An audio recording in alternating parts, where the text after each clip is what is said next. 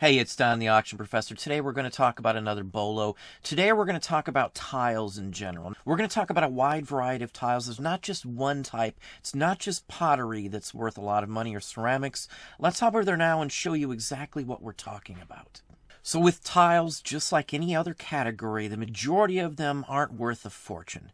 But you find the right one, the right age, the right material, the right type, you can have a lot of money in your hands right there. Now this is a real good example. This is a Carl Sigmund Loope. It's an Art Nouveau ceramic tile from Germany, circa 1890s to 1900-ish. This one's a fabulous piece. It's got an interesting design. It just shouts out Art Nouveau in my book. It's something you could see made all the way up to the mid-century modern era as well. This one sold for $750. It is framed, and if you look, you can also see the impressed mark. They cut out a spot in the back so you could see it.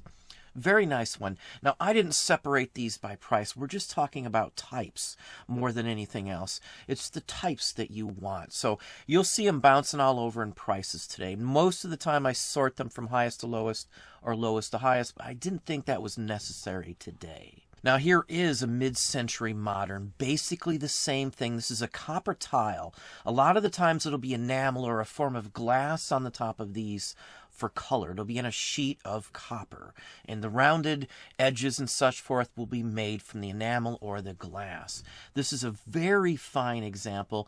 I do like this one. You can kind of see it just looks like a normal tile when you look at it this way. Now this one's an unsigned piece. It definitely looks like a legit piece, something that would have taken some skill to make, and it says in the art style of Judith Dane.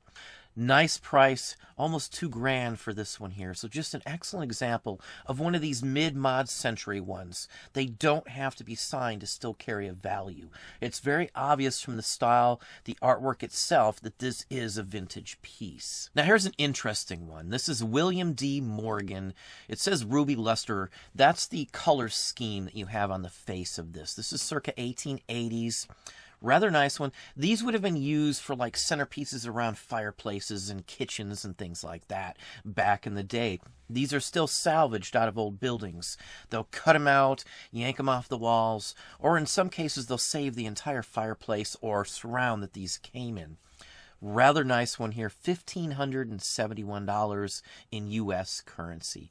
Early, old, it doesn't matter the age, it matters what's on them and who made them. More than anything else, you can find new ones that are worth more than this in all honesty. Here's a Rookwood, a very, very, very nice piece here.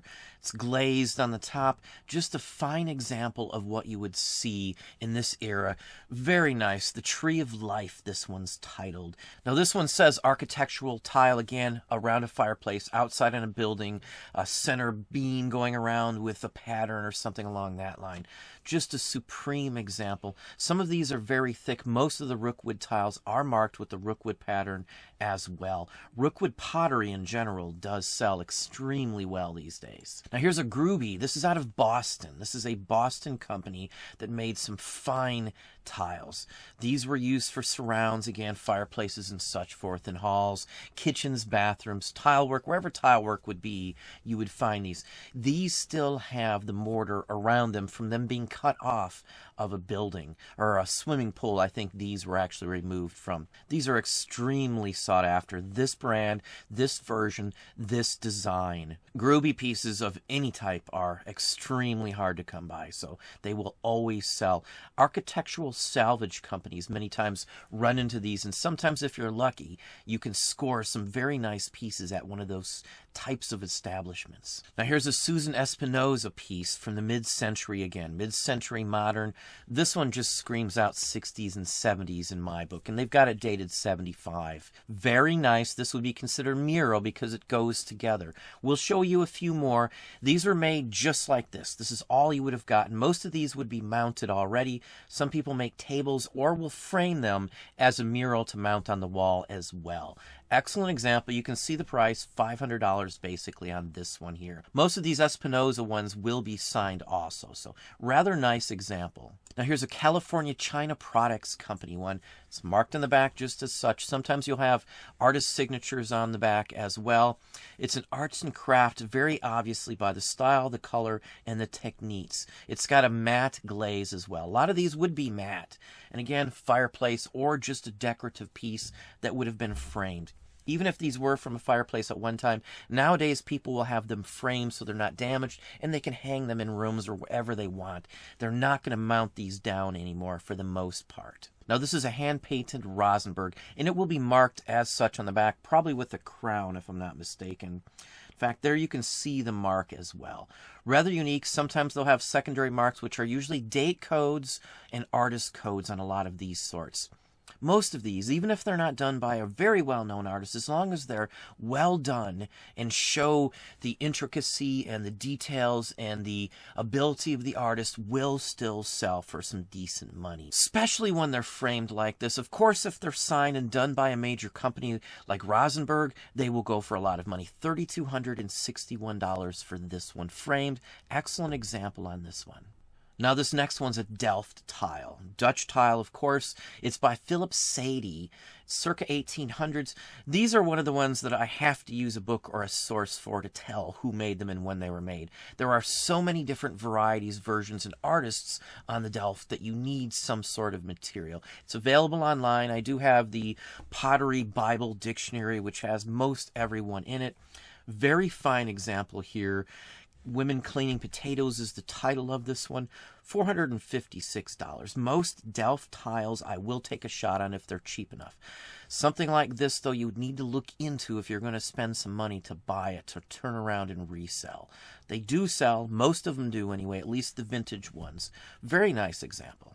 Another mid-mod century. Now, I find more of the mid-mod century than anything else. This is a Lisa Larson. Most of them are signed Lisa L or something along that line, or even just Lisa Larson in straight regular text lettering. This is a wall tile, as it says. It was made in Sweden, it looks like, because it does have a sticker on the back. And I do believe she is one of the mid-mod century Swedish artists of the day. The cats are one of our favorites. The wife loves the cats as well. Real nice example of these tiles. Price-wise, you can see $450. Compare that to the Delft, which was over 100 and some odd years old. Still in the same price range. As I said, it's what's on it necessarily that's more important than anything else. It doesn't have to be old to be worth a ton of money either. It just has to be the right tile. Now, I said we're going to talk about many different types of tiles.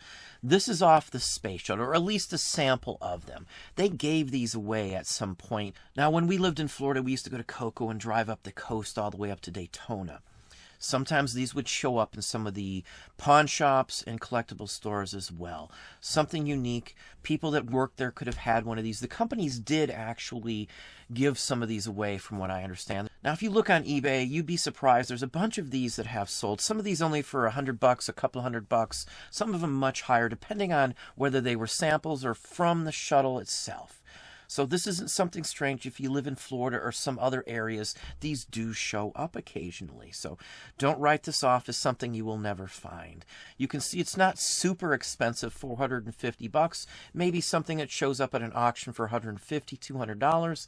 You can still flip them that way. Now, I don't rule out anything in the tile section. We're going to show you some newer ones and some that are still made to this day that still sell in just a few moments here. Now, here's a Talavera Mexican pottery tile. Travertine's another type of pottery you may see that they made tiles out of as well. This one's the Santa Barbara era. Capistrano is what it says. That's probably the design, the style. $360 on this one single tile. Again, these would have been surrounds or something along that line. Well collected. Someone will probably frame these or have drawers that these would be stored in so that they're not damaged. People collect them and have hundreds and hundreds of tiles of all different types. Now again, I said age means very little. This is a medieval tile from the 1300s. 14th century means 1300s if you didn't know that. So very nice example here. $350. Not super pricey. Most people wouldn't have a clue on age on something like this. They might think it's just junk. This sort of thing does turn up. They even find these digging, making a foundation or something in England and other areas of Europe still to this day. They're salvaged and sold as you see them. So for something 600-700 years old, it didn't go for as much as something from the 1960s and 70s. So again, age means very little to some extent. Even older tiles, say a Roman tile, may not go for this much either. So again, age means nothing. Now, interesting ones, unique ones. Here's a Disney set, and this is by Kohler. Kohler made Disneyware for the bathroom, basically, like pedestal sinks and things like that with built-in Disney characters. This would be for a backsplash or something like that, or surround by a sink in a bathroom, specifically Disney. These are used, and they still went for $330. Kohler didn't make a ton of these. It's not something a ton of people would probably be out searching for, but it's still a very unique, interesting item. There are vintage Disney tiles from the 30s and 40s that are extremely scarce and would blow these prices away, especially the ones that say either Walt Disney Studios from that time frame or Walt Disney Enterprises. So rather unique, interesting pieces either way. And again, these are used. They still have attachment points on the back. Now here's another very nice piece. This is listed as a mural Gothic wall fragment tile. Now, it says 19th century, so this wouldn't be Gothic if they're stating this is from the 19th century. Gothic is more medieval in nature.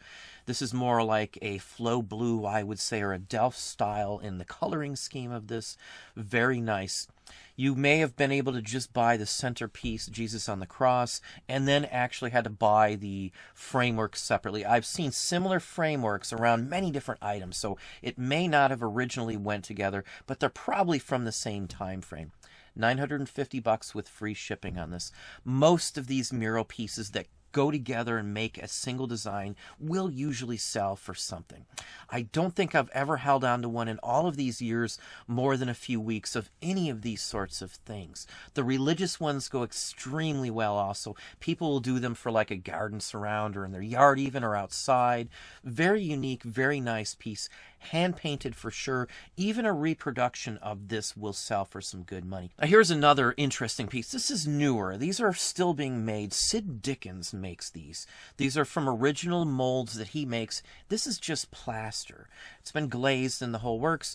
A lot of the artwork I see in his works here are public domain artwork on his mounted pieces to some extent. Now he's artistically done them. They're unique. They're interesting. Very decorative. These are made to hang on a wall. Size-wise, they vary. Again, they're plaster.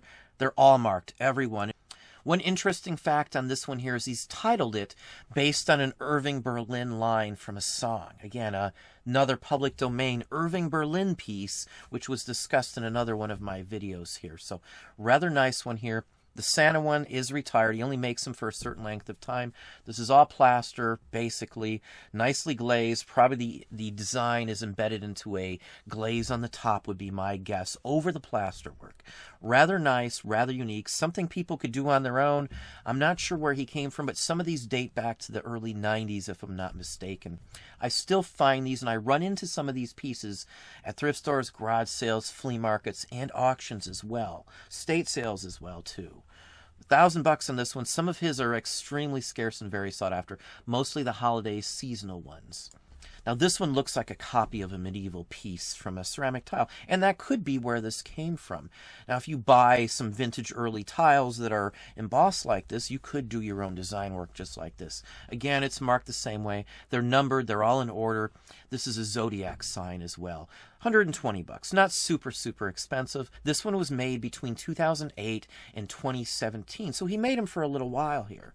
Some of the pieces he makes for a very short period of time, and those ones, once they retire, the price goes sky high on many of these. Syd Dickens is one of those names to look for.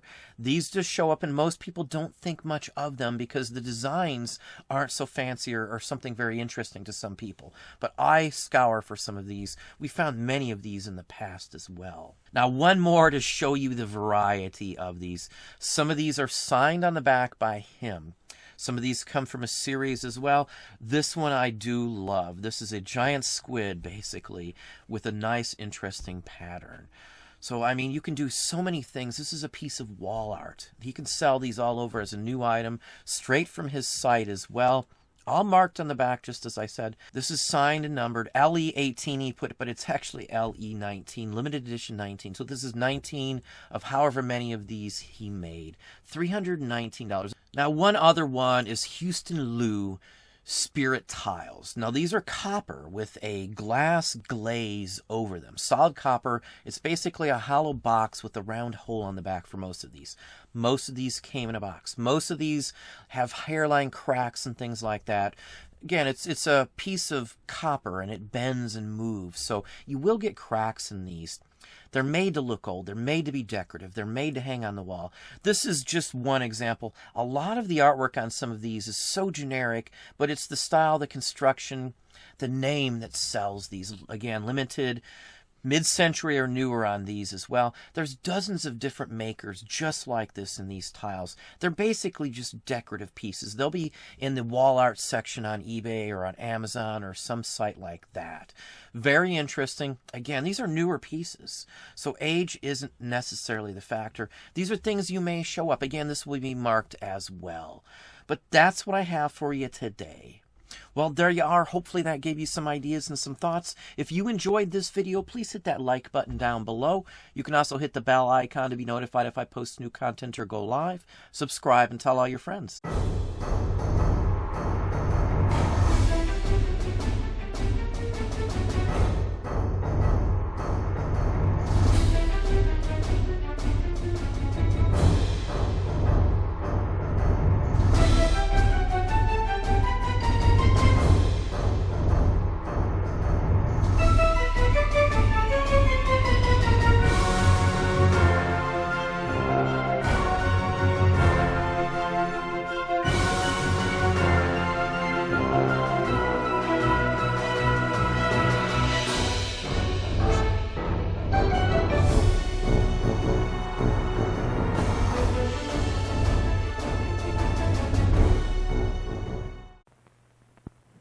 Presents Crazy Cartons. Every box is a bowl. Your mission, kids, is to find crazy cartons. We found the crazy cartons, Chief. Terrific. They're like milk cartons. Every box is a bowl. You pour milk in and eat out of your own bowl. 5 different cereals. I've got honeycomb. I've got alphabet. And you can have a different cereal every day. And there's a comic on every box. And Post Crazy Carton cereal is part of a balanced breakfast. Crazy Cartons. Every box is a bowl.